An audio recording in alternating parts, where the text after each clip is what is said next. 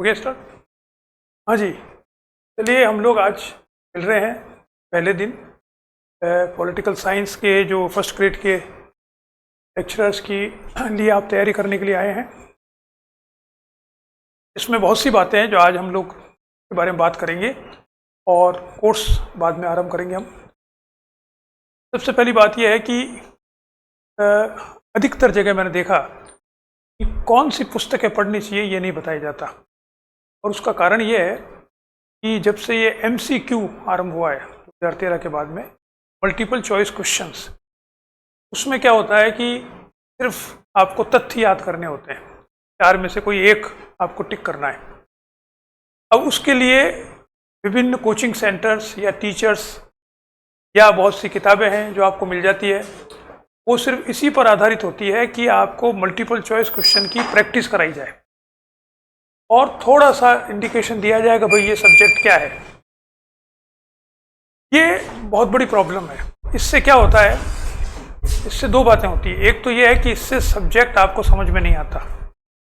अब ये क्या होता है कि ये तुक्का होता है कि आपने जो सवाल किए हैं उन सवालों में से कोई सवाल आ जाए तब तो आप समझोगे सही है, और उन सवालों में से सवाल नहीं आए तो प्रॉब्लम आती है कि फिर क्या करें। देखिए, ये मान के चलना चाहिए कि जो पेपर बनाने वाले हैं किसी भी विषय के, वो इन किताबों में मल्टी चॉइस क्वेश्चन देखकर पेपर नहीं बनाते हैं। ये बिल्कुल गलतफहमी नहीं पालें।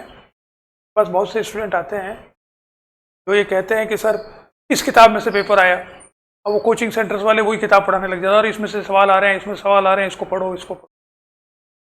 सवाल किताब में से नहीं आते हैं, सवाल तो वो अपने बनाता है, वो उन किताबों में भी हो सकते हैं। तो ये कहा जाता है अंग्रेजी में, don't put cart before your horse, यानी घोड़े के पीछे लगता है कार्ट, तभी तो घोड़ा आगे चलता है। या बैलगाड़ी होती है तो बैल तो आगे रहेंगे तो गाड़ी पीछे होगी ना। तो हम क्या कर रहे हैं इसमें कि हम गाड़ी को आगे रख रहे हैं कि सवाल कौन से आ रहे हैं वो किताब देखें, और फिर कह रहे हैं इसमें से देखें हम सवाल, हमको पॉलिटिकल साइंस आ जाएगा। ऐसा नहीं है।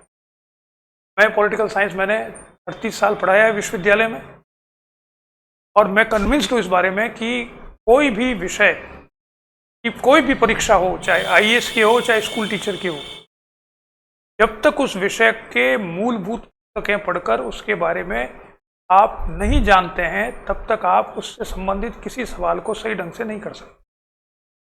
कि मैं जरूर 5, 7, 10 सवाल आ सकते हैं, वो सही कर दो आप तो, कोई इस किताब में से आए, उस किताब में से आए, नोट्स दिए मैंने उसमें से आए, इसका फिर पढ़ने से कोई संबंध नहीं। फिर कोचिंग सेंटर्स क्यों चल रहे हैं, पढ़ाते क्या है कोई, फिर क्या पढ़ाओगे आप। जब अभी क्वेश्चन आ रहे हैं 5 रट लो, घर पे पढ़ रट लो, दोस्तों के साथ बैठ के रट लो, ना तो सब्जेक्ट समझ में आता है ना कुछ आता। दूसरा, मैंने देखा कि अधिकतर बहुत से बच्चे हैं जो रेगुलर MA करके नहीं आए हैं, और रेगुलर भी करके आए तो ऐसी जगहों से करके आए जहाँ पर कि कक्षाएं नहीं होती, या शिक्षक बहुत अच्छे नहीं हैं, या किसी कारण से वो कक्षाएं अटेंड नहीं कर पाए हैं। तो उनके पास डिग्री तो हो गई MA की, लेकिन विषय संबंधी जानकारी बहुत कम है। उनको और समस्या आती है।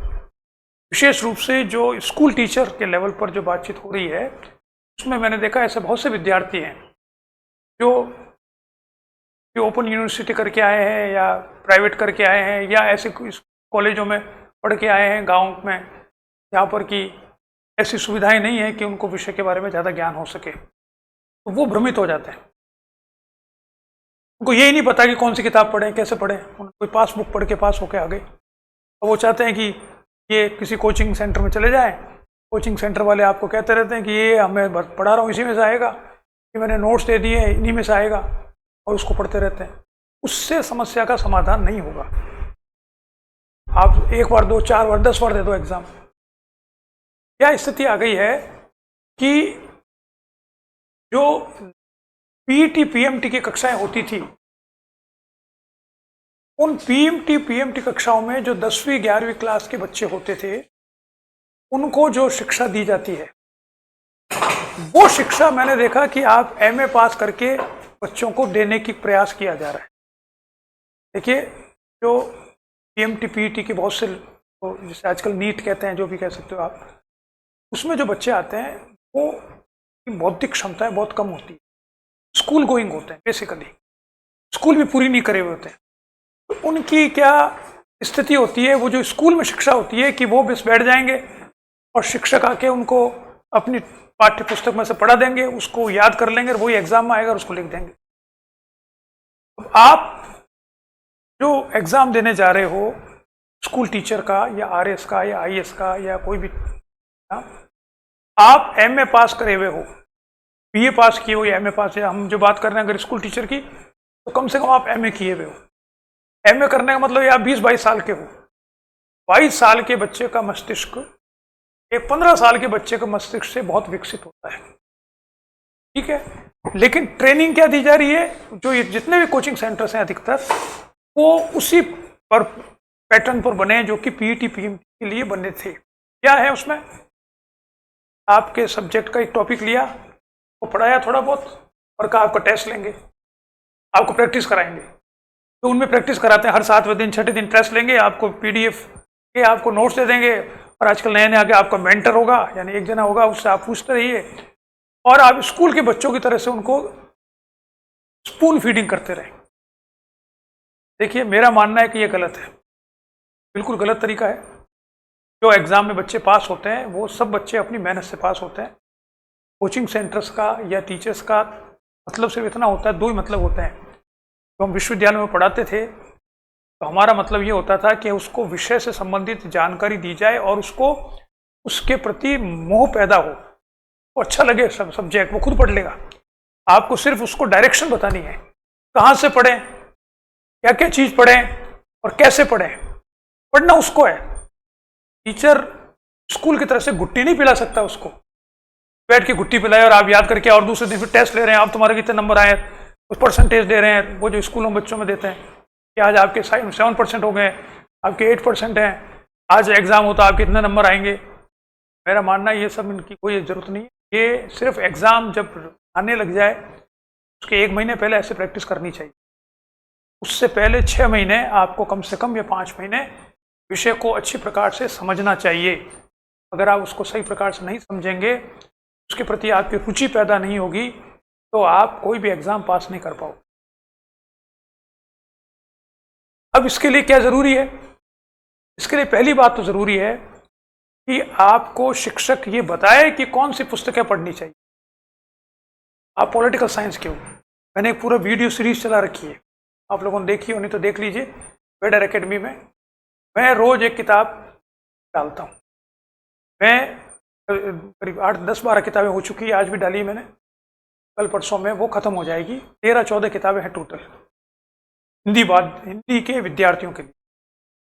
उन 14 किताबों का मेरा मानना है उनको आपको खरीद के रख लेनी चाहिए। वो टोटल कॉस्ट उनकी 5,000 रुपये भी नहीं होगी, वो आपके पास होनी चाहिए और उसका आप अध्ययन करें जब भी समय मिले, पहली बात।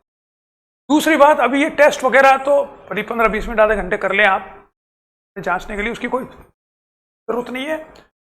पहले आप उन पुस्तकों को पढ़ें और जहाँ पे भी जाएं, कोचिंग सेंटर में जाएं, किसी शिक्षक के पास जाएं या आपस में मित्र बैठ के बात करें, जो पढ़ा है उसको डिस्कस करें और उसको उसकी क्लैरिटी सामने लाएं। जब तक वो नहीं होगा तब तक आप उस विषय के प्रति न तो आपको ज़्यादा जानकारी मिल पाएगी, ना आपका उसमें रुचि पैदा होगी और ना आप उसको पढ़ पाएंगे। इसलिए मेरा जो हम ये क्लासेस शुरू कर रहे हैं उसमें मेरा ध्यान पहले ये होगा कि मैं आपको पहले 2-3 दिन तो कम से कम ये बताऊंगा कि आपको ये पुस्तकें पढ़नी चाहिए और वो खरीद के आप अपने पास रखो, तब आओ मेरे पास, वरना मत आओ। क्योंकि अगर आप उठ के नींद से उठकर यहाँ आ गए और आप सब गुरुजी बता देंगे सब कुछ और बस हम तो पास हो जाएंगे, तो ऐसा नहीं होगा। मैं इसमें विश्वास नहीं करता। आपको मेरे से ज़्यादा मेहनत करनी होगी और मेहनत करने के लिए सिर्फ एग्जाम, वो टेस्ट नहीं देने, टेस्ट तो ले लेंगे हम। मेहनत करने का मतलब यह है कि पॉलिटिकल साइंस का जो विषय आपको दिया गया उस विषय को पढ़ना है। दूसरी बात इसमें एक और महत्वपूर्ण है, बहुत सी बातें हैं जो मैं आज करना चाहता हूं, वो ये है कि जो सिलेबस होते हैं पॉलिटिकल साइंस के, चाहे स्कूल टीचर के हो, कॉलेज के हो, इनके हो, वो हर एग्जाम पे थोड़े बहुत बदल जाते हैं। कुछ 2 थिंकर्स जोड़ लिए, 2 थिंकर्स हटा लिए, 2 कॉन्सेप्ट जोड़ लिए, 2 कॉन्सेप्ट हटा लिए। हर साल हर बार एग्जाम में कुछ ना कुछ परिवर्तन होता है। अब होता क्या है कि जो बच्चे आते हैं वो सिलेबस लेके आए, तो सर ये इसमें है, ये नहीं है, ये नहीं पढ़ेंगे, वो पढ़ेंगे। अरे भैया, आपको इंडियन थॉट पढ़ना है या वेस्टर्न थॉट पढ़ना है, मान लीजिए पॉलिटिकल थॉट, तो उसमें एक थिंकर नहीं है तो भी आपको उसको पढ़ना चाहिए, अगर उसको वेस्टर्न पॉलिटिकल थॉट को समझना है तो। एग्जाम में हो सकता है वो नहीं हो, और एग्जाम में सवाल भी आ सकता है। एग्जाम में एक सवाल आ गया, अब आप क्या करोगे? आप कहोगे कि साहब आउट ऑफ कोर्स है, क्या करते रहो, लड़ते रहो। जो तारतम्य है, देखिए हर सब्जेक्ट की, हर विषय की, हर टॉपिक की एक कंटिन्यूटी होती है, रेशनल। उस कंटिन्यूटी को आपको पढ़ना चाहिए, तब आपको उसमें से समझ में आएगी चीज। जो कोर्स में नहीं है उसको कम पढ़ो, लेकिन उसके बारे में थोड़ी बहुत आपको इंफॉर्मेशन, नॉलेज होनी चाहिए।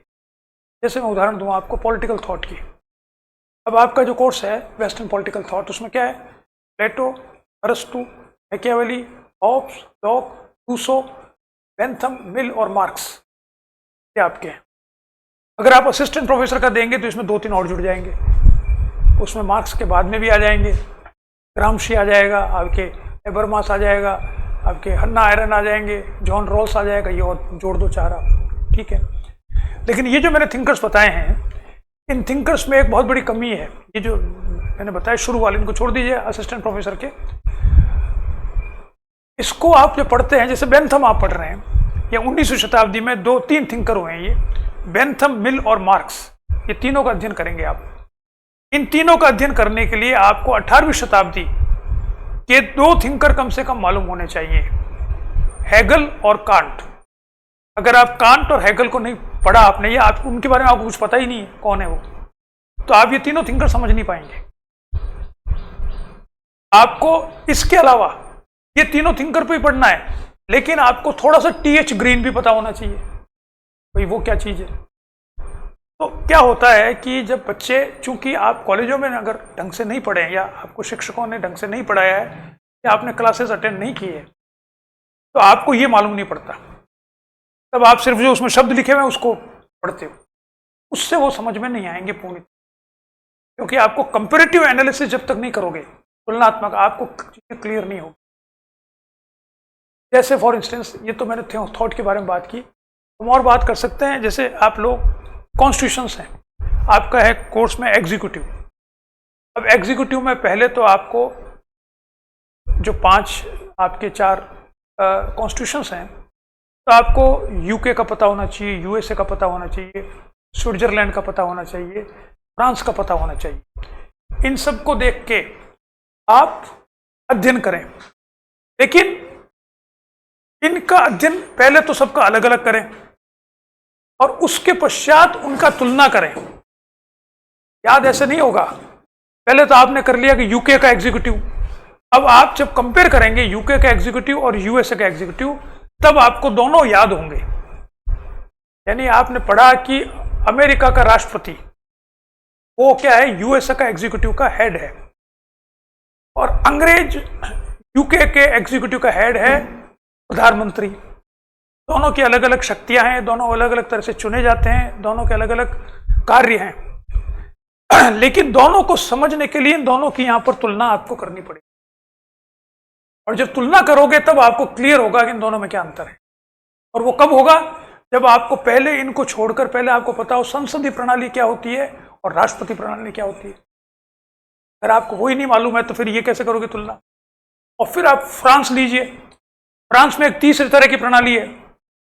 तो फ्रांस की प्रणाली क्या है? तो मतलब किसी भी टॉपिक को मैं जो बताने का प्रयास कर रहा हूं आपको कि हम पढ़ेंगे कैसे, ये बहुत जरूरी है।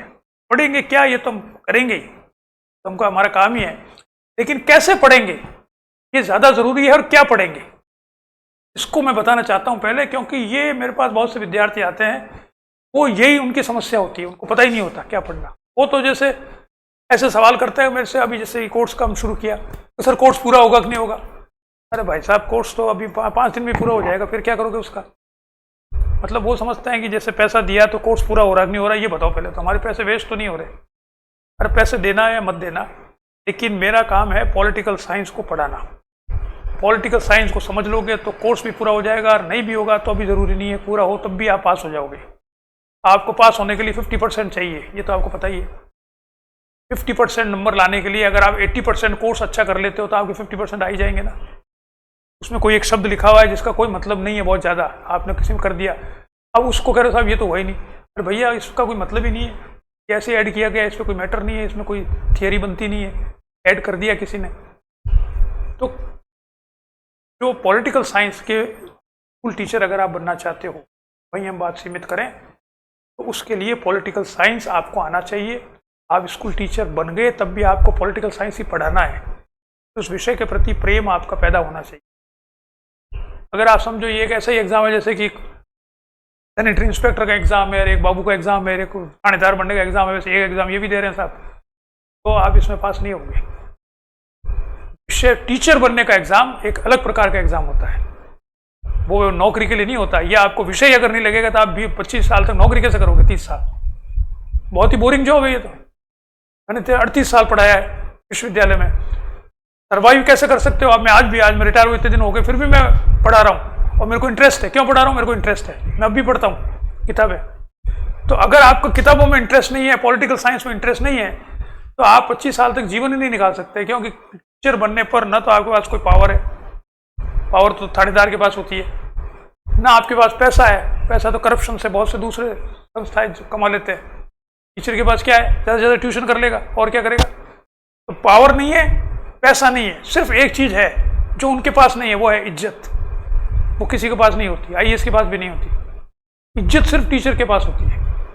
आप अगर टीचर हो, स्कूल टीचर भी हो, तो आप, मैं तो बहुत पॉलिटिशियंस के साथ रहा हूँ, क्योंकि मैं वाइस चांसलर रहा, तो मैंने बहुत पॉलिटिशियन को भी बहुत से लोगों से मिलता हूँ। वो ये जानते हैं कि अगर शिक्षक मिलने आया है तो वो जितने भी समाज के दूसरे तबके हैं उनमें सबसे शरीफ वही है, सबसे अच्छा आदमी वही है, सबसे कम नुकसान करने वाला समाज का वही व्यक्ति है। सारे एक जैसे नहीं होते, लेकिन उस प्रोफेशन के प्रति श्रद्धा है। चाहे वो आप देखिए, जो छोटे से बच्चों का, जो बच्चों को स्कूल टीचर होती है, उसके प्रति भी श्रद्धा होती है। अगर हमारे बच्चों को पढ़ा रहा है, वो योग्य बना रहा है, समाज में रहने योग्य बना रहे हैं। ये छोटे छोटे स्कूल में नर्सरी क्लास में बच्चे, उनके जो टीचर्स होते हैं उनके सामने, आपने देखे नहीं, आप वीडियो देखे, बड़े बड़े लोग वो जाके खड़े होते हैं उनके सामने, पेरेंट्स, कहीं मैडम बताइए क्या करा इसने, गड़बड़ करिएगा, अच्छा पढ़ रहा है कि नहीं पढ़ रहा है। They earn respect. Why they earn respect? Because they are expert of their task. आप पॉलिटिकल साइंस के विद्यार्थी हो, आप शिक्षक हो, तो आपसे राजनेता भी मिलेगा तो वो कहेगा अच्छा ये पॉलिटिकल साइंस, अरे साहब बताओ यार ये चुनाव में क्या होता है, वो क्या होता है। वो आपके प्रति श्रद्धा से बात करेगा। ठेकेदार तो पैसे देके जाएगा, उससे बात नहीं करेगा, बाहर बैठा हो, इसका अरे यार क्या है, मुझे पता है। So what I'm trying to say is that you are trying to enter into a noble profession, and you can maintain that status only by becoming an expert of your subject and by your character. तो अपने subject का expertise develop करो। ये नहीं मालूम है आप में से कितने लोगों ने बहुत अच्छी तरह से पॉलिटिकल साइंस पढ़ी है, कितनी किताब पढ़ी है। अभी मैं बात करूंगा आप लोगों से कि आपने कौन कौन सी किताबें पढ़ी है पॉलिटिकल साइंस की। उसके बिना आप पॉलिटिकल साइंस, ऐसा नहीं है कि कोई स्पिरिचुअल साइंस नहीं है, कोई ध्यान लगा के बैठ गए और आपको याद हो गया, सुबह उठे दूसरे दिन आपने कहा सब आता है मेरे को, ऐसा तो है नहीं है।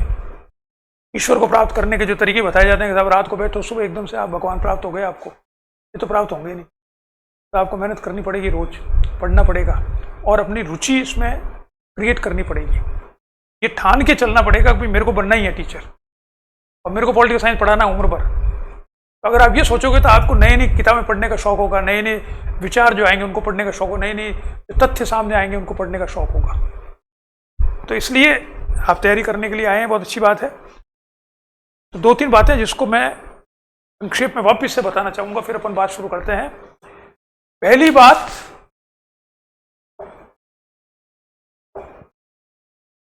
विषय का ज्ञान।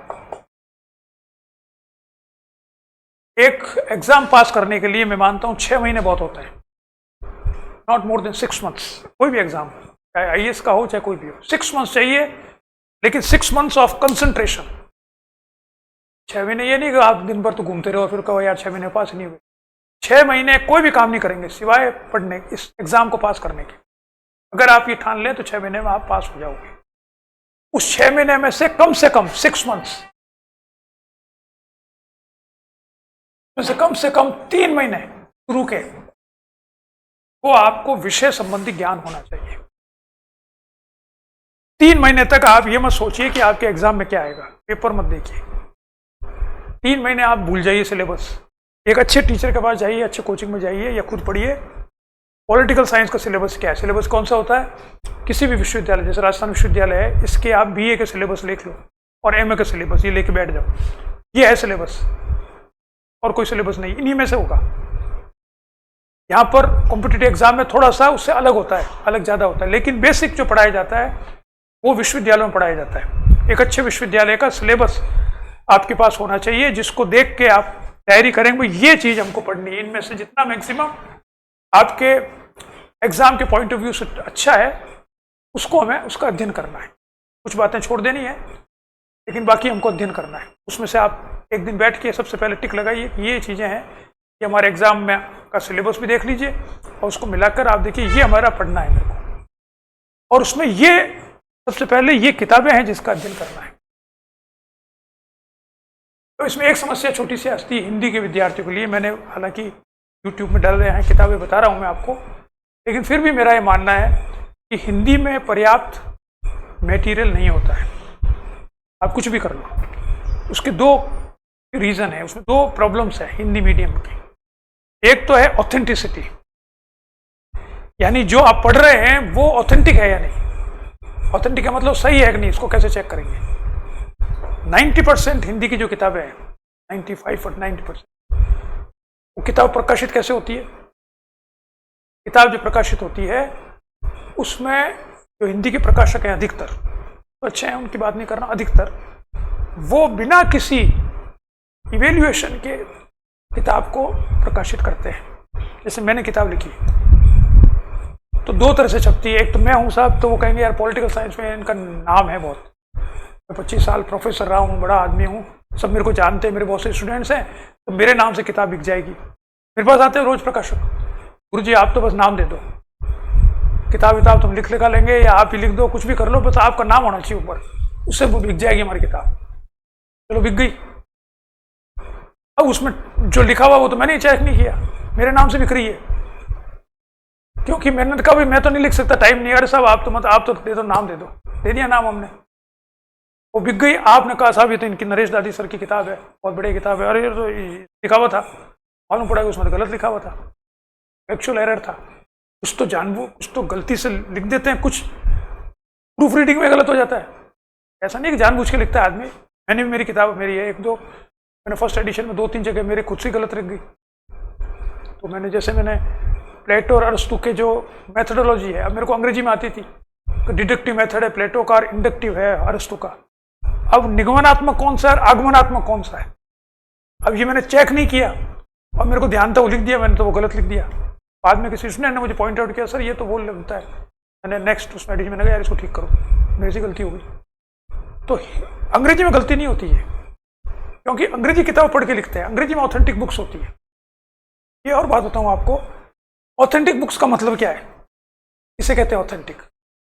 एक तो हिंदी की किताबें ऑथेंटिक नहीं मानी जाती, क्योंकि वो जैसा मैंने बताया, एक तो ये तरीका होता है, या दूसरा तरीका होता है पब्लिशर इतना पावरफुल होता है कि वो कहता है यार आप कोई भी नाम हो, मैं छापूंगा तो मेरे पब्लिशर से चलेगी किताब, राइटर के नाम से नहीं चलेगी, मेरे नाम से चलेगी। अगर वो 20 साल से किताबें छाप रहा है और उसकी किताब बिक रही है, तो वो लास्ट में आ जाता है साहब मेरे नाम से चलेगी किताब, मैं पब्लिशर हूं ना, तो मैं मेरी किताब 20 साल से छाप रहा हूँ, मुझे पता है कैसे बेची जाती है। तो राइटर कोई कमजोर भी हो तो कोई फर्क नहीं पड़ता, उसको कोई नहीं जानता, मैं उसको इंट्रोड्यूस कर दूंगा। तो या तो राइटर बहुत पॉपुलर हो तो कोई भी छाप देगा, या पब्लिशर बहुत पॉपुलर हो। लेकिन दोनों स्थिति में हिंदी में उसको जांचा नहीं जाता, बहुत कम लोग हैं, क्योंकि पैसा लगता है। अब मैन्युस्क्रिप्ट किसी को दोगे तो पैसा लेगा, पब्लिशर पैसा बचाना चाहता है तो 3 जनों को देगा ही नहीं। अंग्रेजी की किताबों में अधिकतर ऐसा नहीं होता, तो अलग और भी आने लगी है। अंग्रेजी की किताब में जो किताब में पब्लिश होती है उससे पहले 2 बार रिव्यूज एक्सपर्ट उसको देखते हैं।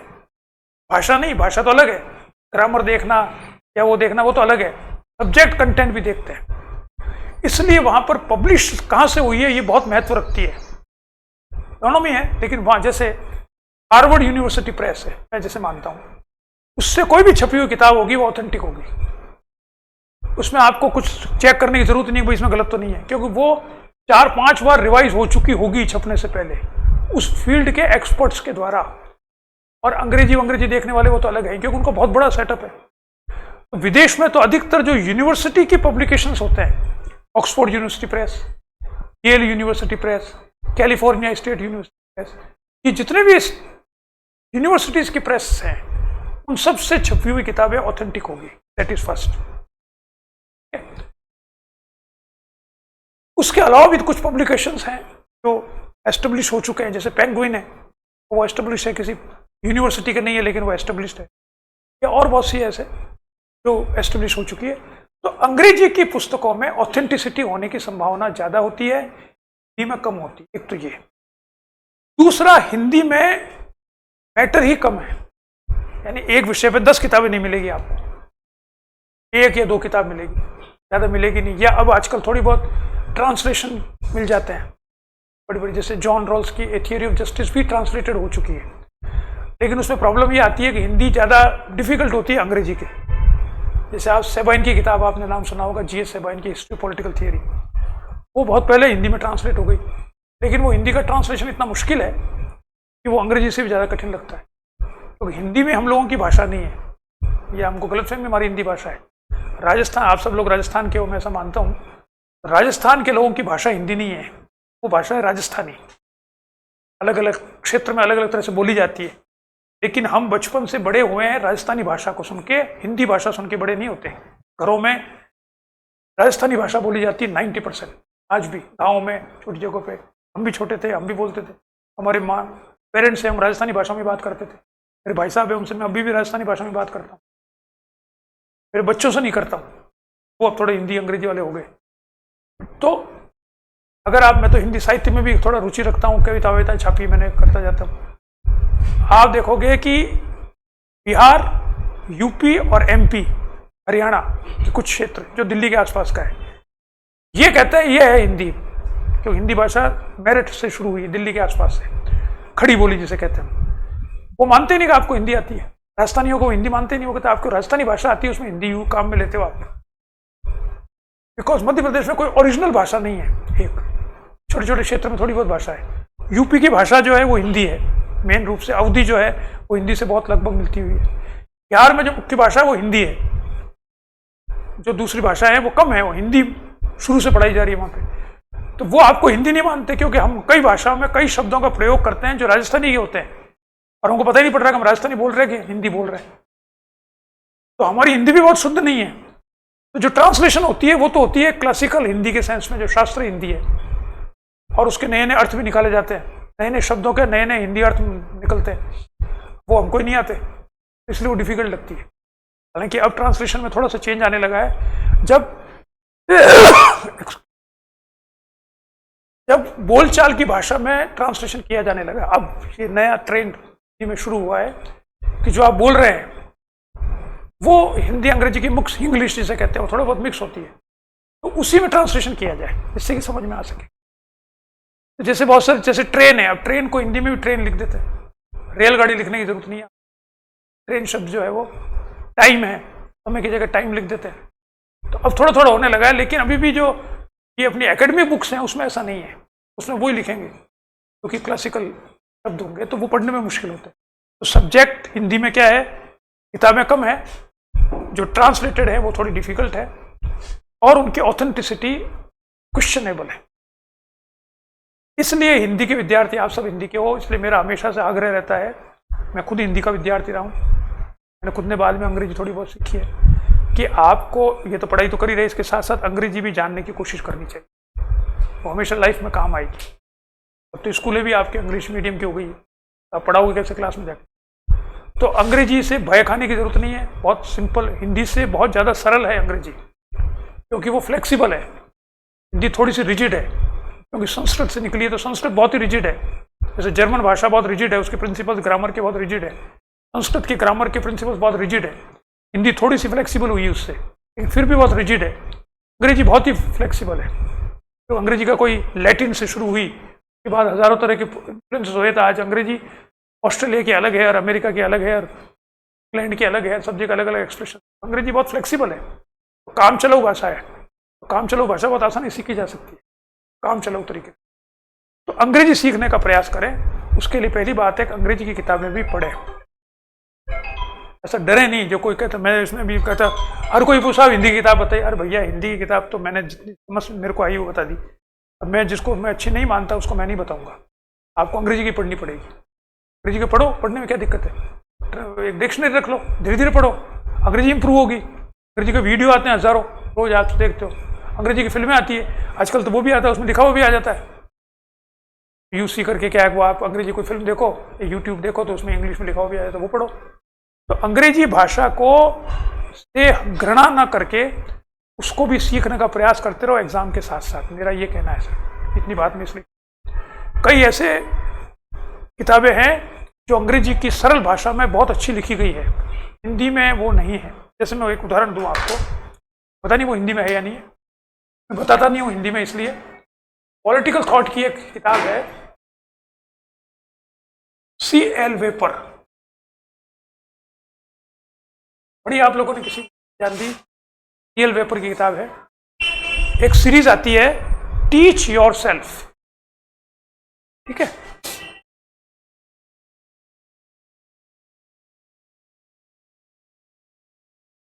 ये एक सीरीज है, इसमें अलग अलग teach your self music, teach your self singing, teach your self, ऐसे बहुत से टॉपिक्स हैं।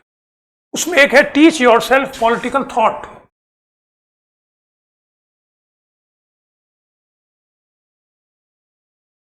वो C.L. वेपर ने लिखी है, ठीक है। अंग्रेजी में सबसे सरल भाषा में ये किताब है, छोटी सी, 100-150 रुपये की किताब होगी। अभी हिंदी में पता नहीं मुझे अवेलेबल है नहीं। अब मैं ये बताना चाहता हूं, अगर आप पॉलिटिकल थॉट पढ़ना चाहते हैं, सबसे सरल किताब तो वो ये है। अब चूंकि तो हिंदी में तो मुझे पता नहीं है या नहीं है, नहीं होगी तो फिर आप हिंदी की किताब पढ़िए जो मैंने बताई है, वो भी अच्छी किताब है। लेकिन ये सब बहुत अच्छी किताब है, हिंदी की सबसे संपन्न। ऐसी किताब को पढ़ना चाहिए, आपको हिंदी अंग्रेजी भी थोड़ी सी समझ में आए, और फिर हिंदी भाषा में आप ट्रांसलेट करके, और धीरे धीरे अंग्रेजी आपको बहुत से शब्द है जो कॉमन शब्द है उसी से लिखी गई है, ठीक है। तो पहली बात तो विषय का ज्ञान आपका 3 महीने में होना चाहिए, और इसके लिए आपको पुस्तकें जो मैंने बताई, आपके पास करीब 13 बुक्स हैं।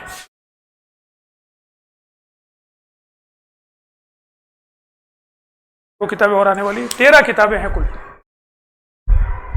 पॉलिटिकल साइंस के सब्जेक्ट को डिवाइड करें तो इन 13 किताबों को अपने पास रखना चाहिए, उसके बाद पढ़ना शुरू करना चाहिए। और वो 13 किताबें नहीं है जो मैंने 10-11 तो डाल दी है, वीडियो आज भी डाला, 1-2 किताब और है, वो कल परसों में आ जाएगा। वो सारी किताबें आप रखें, ना मिले कोई कुछ बात हो तो उससे ऑल्टरनेट कोई और ले सकते हैं, वो मैं नहीं कहता। न मिले तो मैं बता सकता हूँ कहाँ मिलती है, जहाँ से छपी है वो जगह बता दें, वहाँ से पूछ लो वहाँ है क्या अवेलेबल। ये दूसरी बात। तीसरी बात, ट्राई टू, ये विषय का ज्ञान का हिस्सा है, इनको पढ़ने के बाद में अंडरस्टैंड करने की कोशिश करें, उसके लिए डिस्कशन होना चाहिए। कक्षाओं में डिस्कशन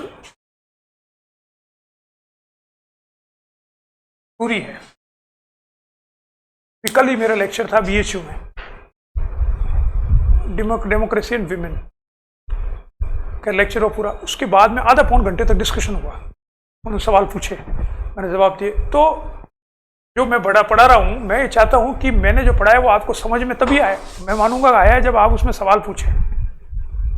अगर आप वो स्कूल के बच्चों की तरह डर के चुपचाप बैठ के नोट करके चले गए, फिर उसका कोई मतलब नहीं। न तो मुझे पता पड़ेगा, क्यों, मैं चाहता हूँ आप 25-25 साल के बच्चे हो, आप पूरे परिपक्व हो, आप वोट देते हो, चुनाव लोगों को चुनते हो, तो you are suppose to understand things which are told to you, and you should have an inquisitive mind to question that। आपको सवाल समझ में नहीं आया तो तुरंत पूछना चाहिए। हो सकता है मुझे भी नहीं आया, मैं नहीं कहता मेरे को सारा ज्ञान है, सब किसी को भी नहीं होता। मेरे को नहीं आएगा तो मैं पढ़ के बता दूंगा, दूसरे दिन बता दूंगा। लेकिन मैंने 1 घंटा पढ़ाया आपको, अब 1 घंटे के बाद मैं चाहूंगा कि मैं ऐसे 2.5 घंटे तो पढ़ाऊंगा नहीं, क्योंकि मेरे में क्षमता भी नहीं है, और वो फालतू बकवास कहानी किससे सुनाने का मेरे पास टाइम नहीं है, कहानी किससे सुनाऊंगा, मैं सीधा विषय पढ़ाऊंगा। विषय जब पढ़ाया मैंने, घंटे पर 1.25 घंटे लेक्चर दिया, उसके बाद मैं चाहूंगा आधे घंटे बैठ के आप लोग जो मैंने पढ़ाया उसमें सवाल पूछे, समझ में आया कि नहीं आया, नहीं तो मैं पूछूंगा whether you could get it or not, और इसके लिए कहाँ से और पढ़ लें। देखो तब तो पढ़ाई होगी, और नहीं तो मैं जैसे पढ़ा दूंगा, नोट्स दे दूंगा, भैया नोट्स ले जाना है, फिर वो भी दे दूंगा मैं, नोट्स तो दे ही देंगे, उसमें क्या पढ़ाएंगे, जिसको नोट्स तो मिल ही जाएंगे। ये वीडियो हम रिकॉर्ड कर रहे हैं, ये रिकॉर्ड ले लेना, रिकॉर्डिंग, इसमें कोई दिक्कत नहीं है। लेकिन समझ में तब आएगा सवाल जब आप सवाल करेंगे। सवाल तब करेंगे जब आप कुछ पढ़ के आएंगे और कुछ पढ़ाएंगे और कुछ ऐसी चीज ढूंढ के लाएंगे कहीं से जो मेरे को भी नहीं पता हो। तो सर आपने प्लेटो के बारे में ये कहा, सर ये बताइए, हो सकता है मैं कह दूं यार ये तो काम का ही नहीं है आपके, इसको छोड़ो आप। क्या होता है अधिकतर जगह मैंने देखा कोचिंग सेंटर्स में कि पिछले साल जो सवाल आए उसको पढ़ाने लग जाते हैं बस। मैंने एक भी देखा प्लेटो अरस्तु, मैंने कोई पता नहीं कोई वीडियो मेरे को भेजा, मैं देख रहा था किसी जगह, वो कह रहे अरस्तु का थियोरी ऑफ नॉलेज। मैंने कहा इसका पॉलिटिकल साइंस से तो कोई संबंध ही नहीं, थियोरी ऑफ नॉलेज का ये क्यों पढ़ा रहे। तो बाद में मुझे बच्चे ने बताया सर इस पर कुछ पता नहीं कहीं से सवाल आया था, कोई आ गया होगा सवाल, किसी नेट में आया था, कहीं आया था नॉलेज का। मैंने कहा ऐसा है को आ भी गया हो तो भी आपको पढ़ाने की जरूरत नहीं, that is not part of your syllabus, that is not part of the main stream political thought of Aristotle. आप वो पढ़िए, अगर एक आध सवाल कोई कहीं से आ भी जाता है तो उसके पीछे पागल होकर थोड़ी भागेंगे। वो क्या है, आपको पॉलिटिकल साइंस में अरिस्टोटल पढ़ रहा हो तो अरिस्टोटल के जो पॉलिटिकल थॉट के जो स्ट्रीम्स हैं, 5, 7, 10 बातें हैं, वो क्लियर होनी चाहिए। और उसका नॉलेज क्या है, उसकी बायोलॉजी में क्या लिखा है वो भी पढ़ेंगे क्या हम क्यों पढ़ेंगे वो। उसने बहुत कुछ लिखा, अरिस्टोटल को माना जाता है, हमको जो टीचर पढ़ाते तो कहते हैं Aristotle is Ganesh of western thought. Ganesh ji की पूजा करते हैं हम सबसे पहले पढ़ने से, भाई ये ज्ञान के स्रोत ये है। वैसे पश्चिम में सबसे पहले कहते हैं अरस्तु की पूजा करो, तो सब कुछ सब पे लिख दिया है। और वो इतना महान था कि उसने जो गलत लिखा उसको भी लोग मानने लग गए, क्योंकि वो इतना महान आदमी था। तो ये भी किसी की हिम्मत नहीं उसको क्वेश्चन करने की मध्य युग तक। वो तो बाद में जाकर एनलाइटनमेंट 16वीं-17वीं शताब्दी के बाद में उस पर क्वेश्चन होने लगे। 1000 साल तक उस पर किसी ने क्वेश्चन नहीं किया। जैसे उदाहरण दूं मैं आपको, उसका ये मानना था अरस्तु का कि जो सिटीजनशिप का उसकी अवधारणा है नागरिकता की, उसमें वो कहता है कि साहब नागरिक वो है जो स्वभावतः राज्य के कार्यों में हिस्सा लेता है, that is his definition, who habitually participates in the activities of the state। ये उसकी परिभाषा, जो आज हम कहते हैं कि एक अच्छे नागरिक की परिभाषा है। यानी जैसे जो वोट देना है, नागरिक का एक काम है वोट देना 5 साल में, वो भी हम क्या देखते हैं 60-70% वोट देते हैं, उससे ज़्यादा देते नहीं। कितना हल्ला मचाते हैं पॉलिटिकल पार्टीज, लेकिन 60-70 के 72 हो जाए तो कहते हैं भारी मतदान हुआ, भारी मतदान हुआ। 72 के 75 हो जाए तो भारी मतदान हुआ, और बाकी 25% कहाँ गए, तो देने ही नहीं आए। तो हमारे यहाँ नागरिक जो होता है वो वोट देने जो जाता है उसको हम कहते हैं आइडियल है, तो जो इतना अपने राइट्स के प्रति जागरूक है कि वो वोट देने जा रहा है, तब भी 25% नहीं जा रहे, तो हम कहते हैं ये आदर्श नागरिक है, बाकी कुछ भी नहीं है। अरस्तु कहता है कि नागरिक ही वो होगा जो कि वोट देगा, या उस समय वोट नहीं होते थे तो पार्टिसिपेट करेगा। तो नागरिकता is a virtue to be attend by efforts. ऐसा नहीं है कि आप यहां पैदा हो गए, हिंदुस्तान में नागरिक हो गए। एथेंस में पैदा होने पर नागरिकता नहीं मिलेगी। आप एक लेवल प्राप्त करोगे और आप डेमोन्स्ट्रेट करोगे कि आप राज्य के कार्यों में हस्तक्षेप में हिस्सा ले रहे हो, तब आपको नागरिकता प्रदान की जाएगी। इज ए वर्च्यू जो कि एक्वायर की जाती है, अपने आप नहीं आएगी। ठीक है, उसमें उसने कहा कि कौन लोग कर सकते हैं ऐसा हैबिचुअली काम। उसमें 3 चीजें होनी चाहिए। आप पहली बात तो आपके पास फ्रीडम हो, फ्री हो, किस चीज से, घर के कामकाज से फ्री हो। तो आप सुबह से शाम तक दूध लाना है यार, सब्जी बनानी है यार, खेत पे जाना है यार, उसमें बिजी हो तो आप राज्य के कार्यों में कहाँ हस्तक्षेप करोगे, घर गृहस्थी से सारा नहीं हो रहा। इसलिए उसने स्लेवरी को जस्टिफाई किया था। कोई घर गृहस्थी काम स्लेव करे तो आदमी फ्री हो तो सोचेगा, जाके काम करेगा ना सरकार का या जनता का। तो फ्रीडम हो, इतनी समझ हो, रीजन हो, विवेक हो, उसको पता हो कि क्या काम करना है। समझ नहीं हो, दिमाग ही नहीं हो तो क्या काम क्या करेगा। और इतनी एनर्जी हो कि जाके काम कर सके, दिन भर कहीं पे डिस्कशन कर सके, जा सके। तीनों चीज तो होनी चाहिए, तभी तो वो करेगा राज्य का काम। तो ये तीनों कौन नहीं कर सकते, वो नागरिक नहीं हो सकते। कौन नहीं कर सकते, दास नहीं कर सकते, तो उनमें इतनी बुद्धि नहीं होती उनके अनुसार, उसके अनुसार। बच्चे नहीं कर सकते, विदेशी नागरिक नहीं कर सकते, युद्धबंदी नहीं कर सकते, मानसिक रूप से दिवालिया जो है वो नहीं कर सकते, और महिलाएं नहीं कर सकती, क्योंकि महिलाओं को भी इंफीरियर मानता था वो। अब वो उसने तो यहां तक लिखा है, कहा महिला इंफीरियर है, क्यों? उसके बहुत से कारण दिए। उसमें एक कारण यह है कि महिलाओं के मुंह में कम दांत होते हैं, आदमियों के ज्यादा होते हैं, अरिस्टो ने लिखा। अब बाद में बर्टन रसेल ने उस पर कमेंट किया, यार इतना बड़ा आदमी था तुम, और इतने तूने 158 कॉन्स्टिट्यूशन का अध्ययन किया कंपेयर करके, तो तू अपनी पत्नी के मुंह में हाथ डाल के गिन लेता ना कितने दांत हैं, तेरे को मालूम पड़ जाता तेरे जितने ही है। लेकिन वो खुद ही कन्विंस था अपनी इस थियरी से कि उसको टेस्ट करने की जरूरत नहीं थी। इसको 17वीं शताब्दी तक लोग मानते रहे, कहाँ सब सही कह रहा होगा, किसी ने टेस्ट नहीं किया। उसने नहीं, 1000 साल तक किसी ने टेस्ट नहीं किया, गलत कह रहा है, महिलाओं के मुंह में हाथ डाल के देख लो ना, कितने दांत गिन के देख लो, बिकॉज उसका ऑरा था, इतना बड़ा आदमी था।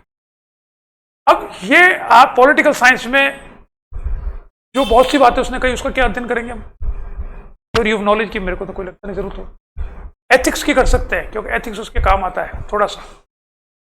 हालांकि जो एथिक्स पे किताब लिखी है उसका मतलब भी उसने लिखा है पॉलिटिक्स का अध्ययन करने के लिए। Politics is political activities and ethical activity, दोनों में अंतर नहीं है, तो वो अलग है।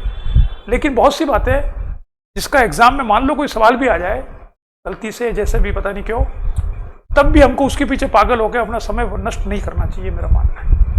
जो मेन स्ट्रीम पॉलिटिकल साइंस है वो आपको क्लियर होनी चाहिए, तो 80% सवाल उसी में से आएंगे। एक सवाल उधर से भी आ गया बाहर से, तो छोड़ो उसको, कोई बात नहीं। लेकिन आप उसके पीछे भाग रहे हो, वो क्या करते हैं, उसमें वो सवाल ढूंढते हैं जिसके हमको किताबों में नहीं मिला। वो 10 सवाल लेके, अरे साहब ये तो मिला ही नहीं, अरे भाई साहब ये कोर्स में नहीं है यार, नहीं मिला होगा, इसको छोड़ दो, फिर वापिस आओ तो फिर छोड़ देना इसको। That is not important. Important ये है कि बाकी का चीज आ रहे हैं क्या। जैसे मैंने भी किताबें डाली, अब वो एक में कह रहा है सब संविधान की तरह सब उसकी नहीं मिली। अरे भाई साहब संविधान वाली जो डाली है वो तो तेरे को आ गई क्या, पढ़ लिया तुमने? वो तेरे को आ गया क्या? संविधान में से, भारत के संविधान में से, भारतीय शासन और राजनीति में से 80% सवाल, 70% सवाल संविधान में से आते हैं। तो वो सारा रटा हुआ होना चाहिए, आपको तैयार होना चाहिए, रटा हुआ मतलब। तो वही कर लोगे तो बहुत है, बाकी की तो का कोई किताब तो है नहीं टेक्स्ट बुक प्रैक्टिस की, वो तो फैक्ट्स है, तथ्य है, वो पढ़ते रहो, रोज अखबार पढ़ते हो, ये पढ़ते हो, रोज आता रहता है कहीं ना कहीं, वो आपको याद हो जाएंगे। कुछ 2 4 5 सवाल आएंगे, वो हो जाएंगे, उसमें कोई दिक्कत की बात नहीं, मोटी मोटी बातें देख लो। तो क्या है कि एंग्जाइटी होती है, बच्चों को होती है, हमको भी होती थी उस एज में, लगता है यार ये तो नहीं रह गया, ये रह गया, वो रह गया, वो नहीं रह गया। ऐसा नहीं करना। फर्स्ट एग्जाम को भूल जाइए, बस आपके पास है, पॉलिटिकल साइंस का अध्ययन कीजिए, वो एक बार आपको क्लियर हो जाएगा। उसमें से अगर आपने पकड़ बना ली है तो आप एग्जाम को बहुत अच्छा आराम से, न केवल स्कूल के मत करो, आप IAS तक दीजिए। सब यही है, किताबें तो यही से शुरू करेंगे, कोई भी आदमी किताब यही से शुरू करेगा। ये किताबें मैं जो बता रहा हूँ, श्रृंखला 13 किताबों की, ये फर्स्ट स्टेज है, चाहे IAS 2 तब भी ये पढ़नी पड़ेगी आरंभ में। उसके बाद थोड़ी और हायर है, कुछ में तो दूसरे जो है उनके लिए पढ़नी पड़ेगी, जो नहीं दूसरे टॉपिक्स हैं। कुछ में थोड़ा इसको और कॉम्प्लेक्स तरीके से बताएगा, उसको और पढ़ लो। 30-40 किताबें हैं टोटल, 15-20 या कुछ आर्टिकल्स हैं, बस बहुत है, 15-20-25-30 किताबें IAS बढ़ने के लिए, उससे ज़्यादा ही नहीं। फिर तो प्रैक्टिस है आपकी, लेकिन आप वो पढ़ो ही नहीं और सिर्फ नोट्स पढ़ के टीचर ने दिए, PDF नोट्स दे दिया और आपको सब इससे हो जाएगा, तो ये मैं नहीं मानता। मैं जो नोट्स दूंगा उससे भी आप हो जाओगे नहीं, वो सिर्फ प्रैक्टिस करने के लिए, जो बोला उसको रखने के लिए होंगे। असली चीज़ जो होगी वो क्लास में अटेंड करके, समझ कर, और बाद में आप प्रश्नोत्तर करके, तो आपको मुझसे बातचीत करनी पड़ेगी, वरना कोई मतलब नहीं। तब तो उसका मज़ा है पढ़ने का भी, मेरे को भी अच्छा लगेगा और आपको भी अच्छा लगेगा, समझ में आएगा, तब तो हमने पढ़े, नहीं तो वरना कोई ऐसे मतलब नहीं, आगे बैठ जाओ स्कूल टीचर की तरह पढ़ाते हैं जैसा वैसा, मैं तो उसमें विश्वास नहीं करता। ये मैंने आज आपको सामान्य बातें बताई है। चलिए आज इतना ही करते हैं, बंद करें इसमें ना, ठीक है। अब अपन बातचीत करते हैं